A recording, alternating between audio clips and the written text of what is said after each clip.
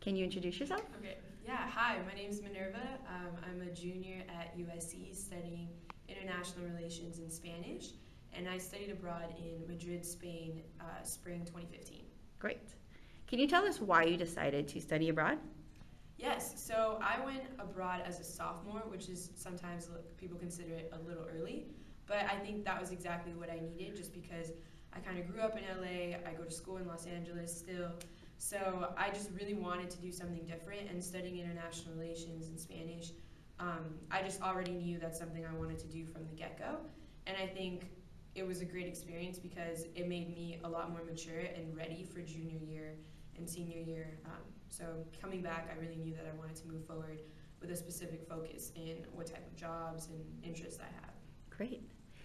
If finances were an issue for you, can you tell us how you were able to afford your program? Yes, so finances are definitely always an issue. I was really fortunate because I knew that I wanted to study abroad since I was a freshman, and so I really got in touch with financial aid. I talked to a lot of study abroad officers, and so they really pointed me in the direction of in like university scholarships to study abroad, especially if you're studying a different language, if you're going to a specific country. There tends to be grants and scholarships for that. And even if a university doesn't have that, there's always outside scholarships. But for me, I really just kind of planned ahead and submitted everything on time, which really helped to get the most money that I could Awesome. get. While you were abroad, did you experience or see any kind of discrimination or stereotypes? And can you just tell us more about that? Right. So Europe tends to be a lot more homogenous in a lot of different states.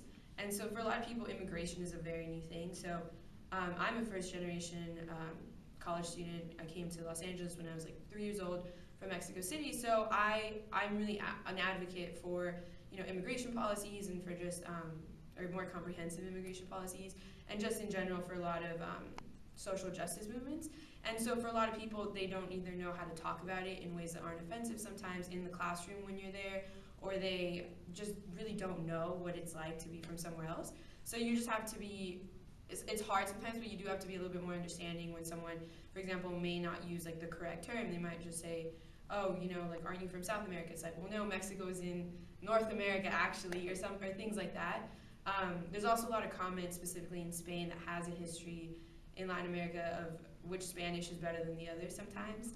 So that can get very frustrating. I've definitely had people tell me like, oh, I'll teach you how to speak Spanish correctly, but referring to my accent, not my grammar or anything like that. So that can get really frustrating, and so learning how to deal with that, and that's only in some situations, because again, there are other people who will say, oh no, like I definitely want to learn more. So it happens, and just knowing that it's going to happen and how to deal with it makes you more prepared as opposed to being blindsided. But again, there are a lot of different people who are going to be really supportive and be really interested in where you come from. Cool, thank you. So my last question is, what advice would you recommend studying abroad to students, and what advice would you give, particularly to students who don't typically go abroad? Right, so my biggest piece of advice is just to go in having done research in terms of where your money's going to come from. If you're going to need a job while you're there, just making sure that you have some funds available, because you never want to feel, I think that's like the thing that will give you the most security. And apart from that, just really branching out and trying to learn the language, and really just keep going at it to make friends, because sometimes someone will, let you borrow a pen, and so that could lead to some type of friendship. And then if it doesn't work out with that person, then ask another person for a pen, and then just keep working at it, And I think that's the key, because we think friendships are really easy to make, but sometimes it does take a little effort, and that's okay. You just have to keep trying. Cool. Thank you.